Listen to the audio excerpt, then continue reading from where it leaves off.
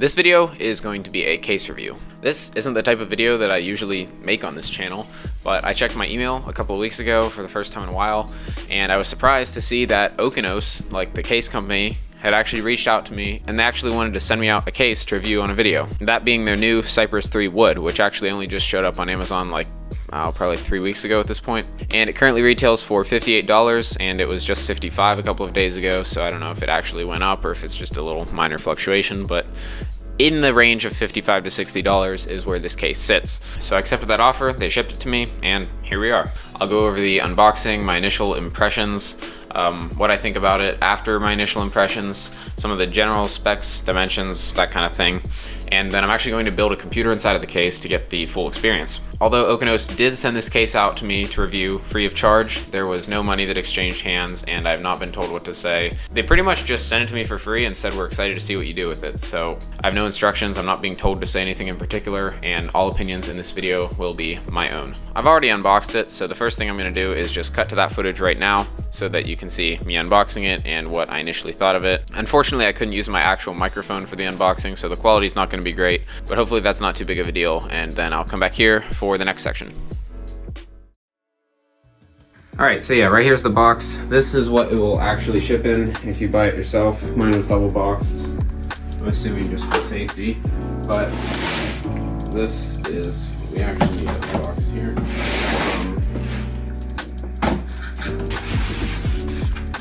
There we go. Let's take this out, see what it looks like.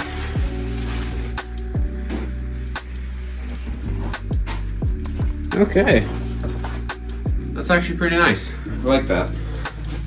It's a nice little compact form factor. Obviously micro-ATX, so you're not going to be fitting any ATX boards in here. I've never actually seen one of these wood-themed cases in person before. Never built in one. I don't know a whole lot about them. Obviously I know it's like the Fractal North and stuff. And I know Okinos has a Cypress 7, which they came out with a couple months ago that people were reviewing, and that was a pretty nice case as well. But this is obviously the Cypress 3, not the 7. And yeah, first impressions, I'm again not being paid to say this, I actually think it looks really nice. Alright, so I moved the tripod even closer again for the next part because it was pretty far away. I'm not sure how this is going to affect the audio, but I know it's already bad, so again, I apologize for that. I was thinking for some reason, this reminded me of like a 4000D airflow with this kind of front design, except obviously with wood, the 4000D doesn't have that.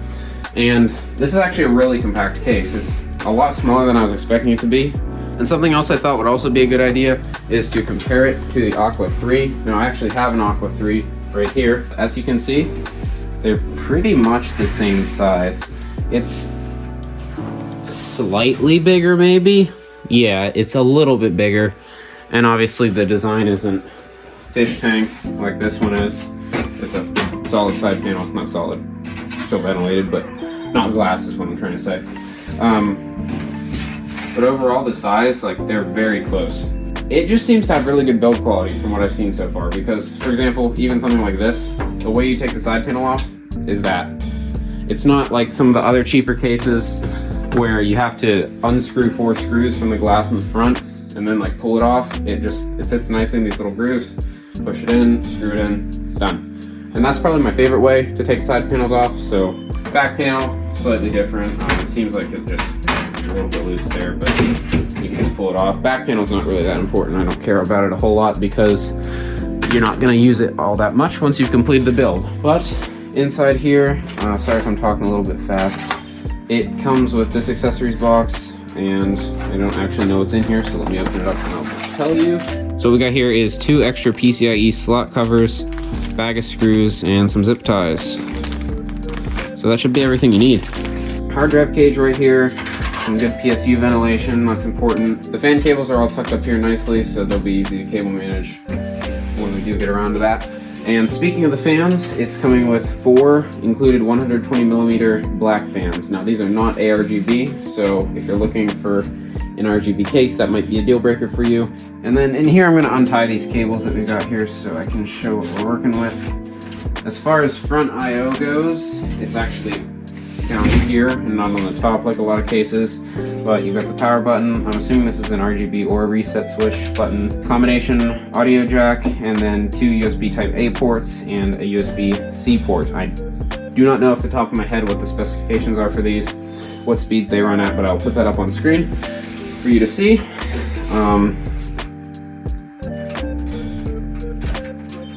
It's taking a second to untie, sorry.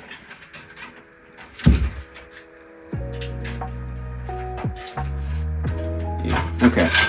Now that I got these free, what we were working with here, connectivity-wise, there's a Type E cable right here for your USB-C port in the front. There's a single USB 3.0 cable right here, which is for the USB Type A ports, both of them. And then this is pretty difficult to see, so I'm gonna pull the tripod pretty close.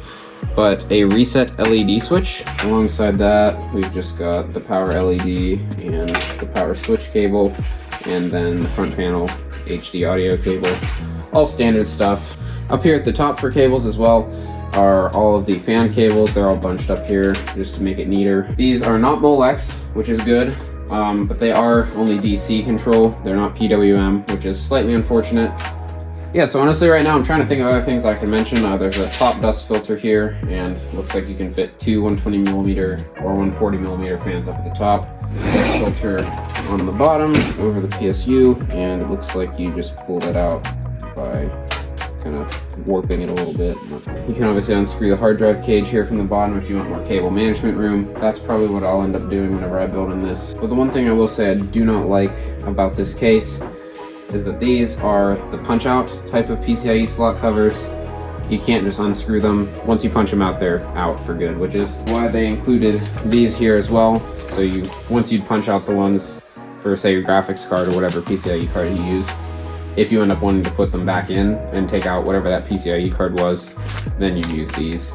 They include 2 of those. But yeah, this is something that's pretty common on budget cases. It's not the end of the world, obviously, only kind of slightly annoying. Once you build it, you're probably not gonna ever care about it again. First impressions though, very good looks. Nice and compact, nice, easy to use side panel, which I really like. Buttons feel good. I like this side placement on the buttons. Good I/O. And overall, the build quality seems pretty good too. Like, this doesn't feel like cheap metal. This feels like a good premium case, actually, surprisingly. And all that for $55. If this is the aesthetic you want, I would recommend it. So my initial impressions of this case were very good, actually. I thought it had really nice build quality, especially for the price point that they're selling it at. And if you're trying to go for the design of an all black, no RGB, minimalist look with a wood accent to spice it up, and you're trying to do that for cheap and you don't want to go out and spend the money for like a Fractal North or something, because those are pretty expensive, I think this is perfect. There's not much more I could ask for. I don't have any major complaints. There's a couple minor downsides. So like, for example, the fans are not PWM, only DC control, which I already went over that. And the PCIe slot covers are the punch-out type, not the kind that screws in, which is kind of unfortunate, but not the end of the world. All in all, I would say this case is another great budget offering from Okinos alongside the Aqua 3. For some more information, the max GPU clearance by default whenever you first get the case is going to be 285mm. You can actually move the fans from the inside to the outside of that metal piece in the front panel and extend that GPU clearance from 285 all the way up to 320mm. The max CPU cooler height is going to be 164mm, and you can fit up to 6 fans in total in the case. The 3 on the front that come installed, the 1 in the rear that comes pre-installed, and you can add 2 more at the top. In my opinion, if you're looking just for a budget case like this, you'll be perfectly fine going with the regular 4 included fans, and you won't need to buy anything else. By default, the power supply clearance is 185mm. That's including both the actual power supply and then like the cables that come off of it, so keep that in mind. But you can actually move the hard drive cage to the left to increase that all the way to 205mm. And if that's not enough clearance for you, you can actually just go ahead and remove the hard drive cage entirely, and you'll boost your power supply clearance all the way up to 330mm, which is probably more than enough. And again, the overall actual physical size of the case, I don't know the exact dimensions off the top of my head. I'll measure it in a bit and put those on screen, but generally it's very comparable to the Aqua 3. Like I said earlier, you can't really notice the size difference between the two side by side. So if you know the size of the Aqua 3, then you can pretty much just compare the Cypress 3 to that. Anyway, I think that in order to actually properly review this case, I need to use it. And so like I mentioned in the intro, I'm going to build a computer in it. It's going to be a somewhat expensive build, kind of mid-range at this point, but with the current GPU shortage that's going on, if that actually ends up trickling down into the used market, which it probably will in the near future if things don't get better, then this might actually end up being a more expensive build than what I'm about to say. But the total cost for me to build this computer is going to be $686 with the free case. If you added about that much more money on top of that for actually buying the case, which is what you would be doing if you're actually buying it and not getting it sent to you for review, they'd be about $745 for this build. And for the specs I'm using, I'm putting an ASRock B450M AC R2.0 micro-ATX AM4 motherboard. I'm going to put that in there, and then I'm going to use a Ryzen 5 5600, 32 gigabytes of DDR4, and 1 terabyte NVMe with a 750 watt power supply. And the graphics card I'm going to use is a Dell RTX 3080. And for this setup, I'll be able to test how well the case pairs for some pretty powerful, just a couple of years ago, high-end hardware, but now it's kind of mid-range. The GPU is still relatively power hungry for 2025, even though the 5090s kind of set the standard ridiculously high. But I do think that the 3080 will be pretty good to show you what you can expect reasonably from this case and its cooling potential, etc. So with all that said, I'm going to go downstairs and build this computer, and here's the footage of that.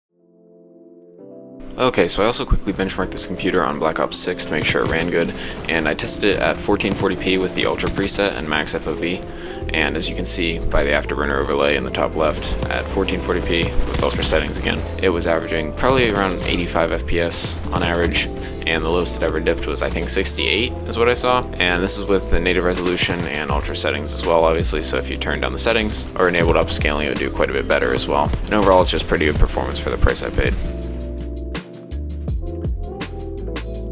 And that's pretty much going to wrap it up for this video. I don't really think I have anything else to say. All in all, I do think it's a good case.